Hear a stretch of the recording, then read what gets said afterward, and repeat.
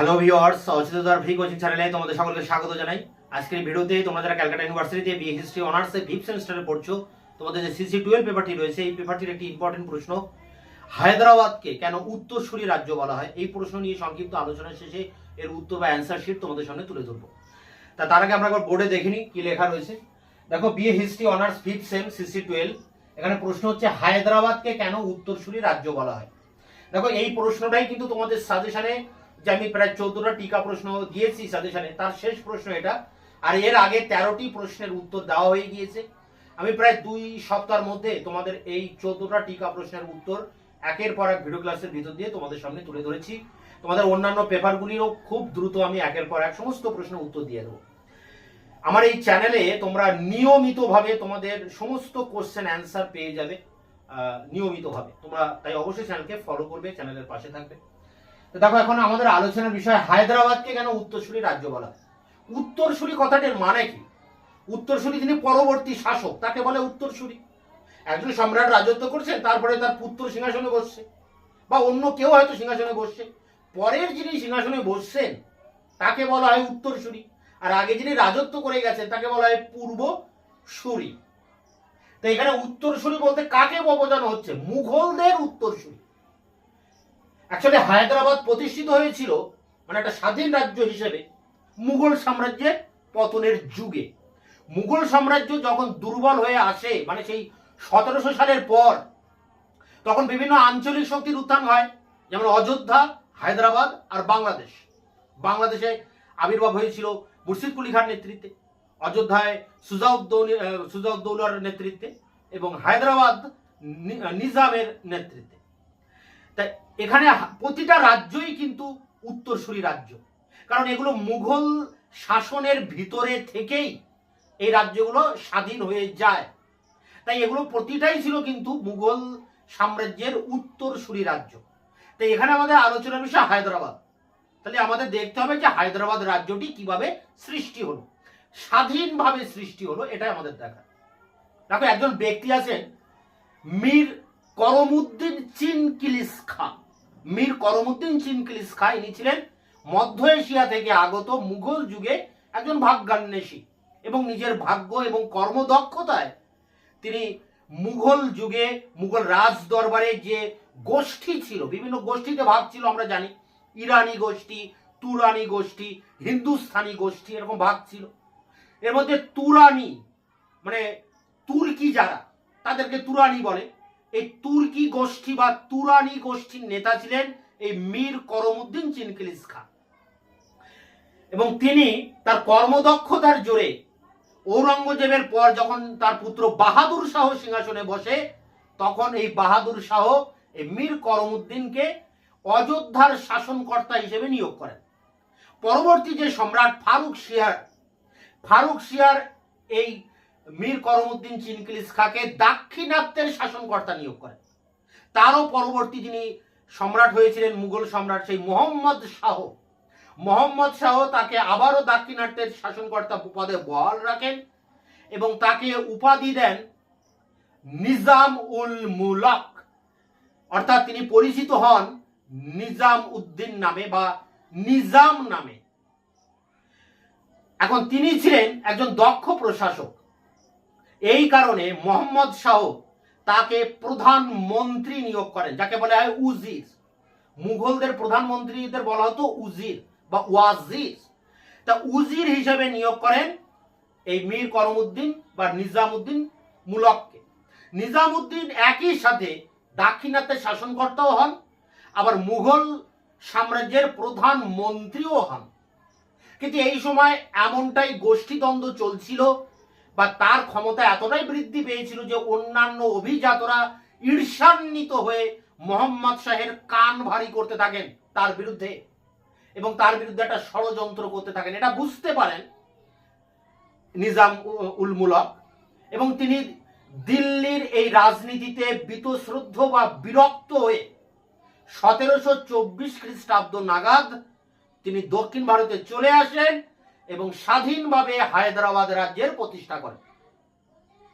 তখন মোহাম্মদ শাহ এক বিরাট সেনাবাহিনী পাঠায় তার বিরুদ্ধে, এবং যুদ্ধ হয়। সেই যুদ্ধে এই নিজামুল মুলক জয়লাভ করেন, তখন মোহাম্মদ শাহ বাধ্য হয়ে তাকে হায়দ্রাবাদের নবাব হিসাবে মেনে নেন এবং তাকে স্বীকৃতি দেন।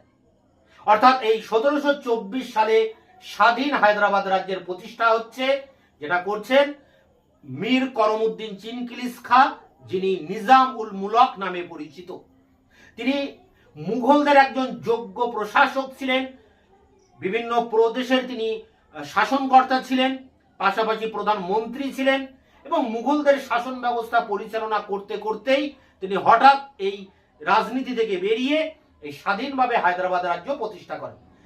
তাই এটা ছিল মুঘলদেরই অধীনে একটি রাজ্য, অধীনস্থ মানে একটি রাজ্য, তাই এটাকে বলা হচ্ছে উত্তরসূরি রাজ্য।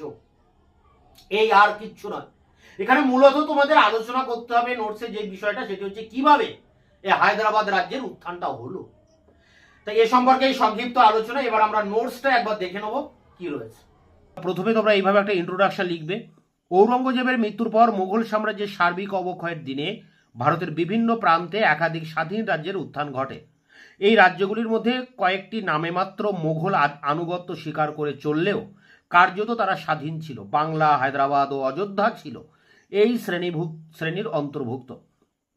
মারাঠা, শিখ ও জাট রাষ্ট্রের উদ্ভব হয়েছিল মোঘল রাজশক্তির বিরুদ্ধে সংগ্রাম করে।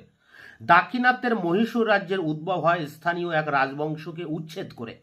অষ্টাদশ শতকের ভারতীয় রাজনীতিতে এই রাজ্যগুলি এক গুরুত্বপূর্ণ ভূমিকা পালন করে। এরপরে আমরা হায়দ্রাবাদে চলে এলাম। মানে হায়দ্রাবাদ রাজ্যটি কিভাবে উত্থান হচ্ছে দেখো। মীর করমউদ্দিন চিনকিলিস খা দাক্ষিণাত্যের মুঘল শাসিত প্রদেশগুলিতে কার্যত একটি স্বাধীন রাজ্যে পরিণত করেন। তিনি ইতিহাসে নিজাম উল মুলক নামে পরিচিত। তার পিতামহ খাজা আবিদ শেখ উল ইসলাম ও পিতা গাজী উদ্দিন ফিরোজ জং খ্রিস্টীয় সপ্তদশ শতকের মাঝামাঝি বোখারা থেকে ভাগ্য অন্বেষণে ভারতবর্ষে আসেন এবং তারা ঔরঙ্গজেবের প্রশাসনে যোগদান করেন। ঔরঙ্গজেবের রাজত্বকালের শেষ দিকে চিনকিলিস খা রাজনৈতিক উন্নতির সূচনা হয় এবং ঔরঙ্গজেবের মৃত্যুর পর তিনি তুরানি দলের অন্যতম নেতা হয়ে ওঠেন। সম্রাট বাহাদুর শাহ তাকে অযোধ্যার শাসনকর্তা নিযুক্ত করেন। পরে ফারুক শিয়র সিংহাসনে বসে তাকে দাক্ষিণাত্যের শাসনকর্তা নিয়োগ করেন 1713 থেকে 14 এবং খান খানন ও নিজাম উল মুলক বাহাদুর ফতে জং উপাধিতে ভূষিত করেন। দিল্লির দরবারে সৈয়দ ভ্রাতৃদ্বয়ের প্রতিপত্তির বিরুদ্ধে যে বিক্ষোভ শুরু হয় তিনি তাতে নেতৃত্ব দেন। সৈয়দ ভ্রাতৃদ্বয়ের পতনের পর 1720 খ্রিস্টাব্দে সম্রাট মোহাম্মদ শাহ কৃতজ্ঞতা স্বরূপ তাকে পুনরায় দাক্ষিণাত্যের শাসনকর্তা নিযুক্ত করেন 1720 থেকে 22। 1722 খ্রিস্টাব্দে উজিরের পদ শূন্য হলে মোহাম্মদ শাহ তাকে উজির নিযুক্ত করেন এবং 1724 খ্রিস্টাব্দ পর্যন্ত তিনি ওই পদে বহাল ছিলেন। এই সময় তিনি দাক্ষিণাত্যের শাসনকর্তার পদও বজায় রাখেন এবং তিনি নিজ প্রতিনিধি মারফত দাক্ষিণাত্য শাসন করতেন। উজির পদে আসীন হয়ে তিনি কয়েকটি সংস্কারের কর্মসূচি গ্রহণ করেন, কিন্তু স্বয়ং সম্রাটের বিরোধিতা ও অন্যান্য দুর্নীতিগ্রস্ত আমির ওমরাহদের ষড়যন্ত্রের ফলে তার সকল চেষ্টা ব্যর্থ হয়। এতে বিরক্ত হয়ে 1724 খ্রিস্টাব্দে তিনি পদত্যাগ করে দাক্ষিণাত্যে ফিরে যান এবং সেখানেই নিজের ভাগ্য গড়ে তুলতে প্রয়াসী হন। তাহলে এখানে বোঝা যাচ্ছে তিনি উত্তর ভারতের রাজনীতিতে ভালোই সক্রিয় ছিলেন, কিন্তু তিনি শেষ পর্যন্ত আমির ওমরাহদের ষড়যন্ত্রের ফলে বীতশ্রদ্ধ হয়ে দক্ষিণ ভারতে চলে যান এবং হায়দ্রাবাদ রাজ্য প্রতিষ্ঠা করেন। এর পরের প্যারায় দেখো, নিজামের এই আচরণে তার শত্রুরা সম্রাট মোহাম্মদ শাহকে বোঝায় যে নিজাম বিদ্রোহ ঘোষণা করেছেন। এর ফলে সম্রাটের নির্দেশে হায়দ্রাবাদের সহকারী শাসনকর্তা মুবারিজ খা তার বিরুদ্ধে যুদ্ধযাত্রা করেন। 1724 খ্রিস্টাব্দে শকরখেদার যুদ্ধে মুঘল বাহিনী ধ্বংস হয় এবং মুবারিজ খা নিহত হন। মোহাম্মদ শাহ সন্ধি স্থাপন করে তাকে দাক্ষিণাত্যের শাসনকর্তা বলে মেনে নেন এবং তাকে আসফ জা উপাধি দেন। ঐতিহাসিক আরভিন লেখেন যে এই সময় থেকেই স্বাধীন হায়দ্রাবাদ রাজ্যের ভিত্তি প্রতিষ্ঠিত হয় এবং তিনি কার্যত স্বাধীনভাবেই রাজত্ব করতে থাকেন, যদিও তিনি কখনোই প্রকাশ্যে স্বাধীনতা ঘোষণা করেননি। দাক্ষিণাত্যে মারাঠা শক্তি প্রবল হয়ে উঠলে তার সঙ্গে মারাঠাদের সংঘর্ষ বাধে, এ সত্ত্বেও দাক্ষিণাত্যের 6টি মুঘল সুবার ওপর তার কর্তৃত্ব অক্ষুণ্ণ ছিল। নাদির শাহের ভারত আক্রমণকালে মোহাম্মদ শাহের আহ্বানে তিনি নাদির শাহের বিরুদ্ধে যুদ্ধে যোগ দেন এবং যুদ্ধের পর শান্তি স্থাপনেও তার ভূমিকা ছিল গুরুত্বপূর্ণ। এরপরে দেখো পরের প্যারা, সুশাসক ছিলেন তিনি। শাসক হিসেবেও তার ভূমিকা খুবই গুরুত্বপূর্ণ ছিল। তার পরিচালনাধীনে হায়দ্রাবাদ ভারতের মুসলিম রাজ্যগুলির মধ্যে অগ্রণী হয়ে ওঠে। হিন্দুদের ক্ষেত্রে তিনি সহনশীলতার নীতি গ্রহণ করেন এবং যোগ্যতা সম্পন্ন হিন্দুদের তিনি উচ্চ রাজপদে নিযুক্ত করেন। তার দেওয়ান ছিলেন হিন্দু পূরণ চাঁদ। তিনি বিদ্রোহী জমিদারদের দমন করেন, মারাঠা আক্রমণ প্রতিহত করেন, রাজস্ব ব্যবস্থাকে দুর্নীতিমুক্ত করার প্রয়াস চালান এবং রাজ্যের অর্থনৈতিক পুনরুজ্জীবনে সক্ষম হন। ইংরেজ ও ফরাসি বণিকরা তার সঙ্গে সদ্ভাব রেখে চলত এবং তার জীবদ্দশায় এই দুই বণিক সংগঠন নিজেদের মধ্যে সংঘর্ষে লিপ্ত হতে পারেনি। সমকালীন মুসলিম ঐতিহাসিকরা দাক্ষিণাত্যের শাসনকর্তা হিসেবে তার ভূয়সী প্রশংসা করেছেন। 1748 খ্রিস্টাব্দে তার মৃত্যু হয়, কিন্তু এই রাজবংশ আরও 200 বছর ধরে দাক্ষিণাত্যের এক বৃহৎ অংশ শাসন করে। তা এই ছিল স্বাধীন হায়দ্রাবাদ রাজ্যের উত্থান নিজামুল মুলকের নেতৃত্বে। এটি ভেরি ভেরি ইম্পর্টেন্ট একটি প্রশ্ন তোমাদের জন্য। দেখো, অযোধ্যার উত্থান নতুবা হায়দ্রাবাদের উত্থান, দুটির একটি কিন্তু পরীক্ষায় আসবে। তো এক্ষেত্রে হায়দ্রাবাদের উত্থান বেশি ইম্পর্টেন্ট, তাই এই প্রশ্নের উত্তরটি তোমাদের সামনে তুলে ধরলাম। এর পরবর্তীতে আমি অযোধ্যা কিভাবে উত্থান হয়েছিল সেই প্রশ্নের উত্তর নিয়েও তোমাদের সামনে আসব। তাই তোমরা ততক্ষণে চ্যানেলকে সাবস্ক্রাইব করে রাখবে, বন্ধুদের কাছে শেয়ার করবে, নিজেদের মতামত জানাবে কমেন্ট সেকশনে এবং ভিডিওটি ভালো লাগলে অবশ্যই একটা লাইক দেবে।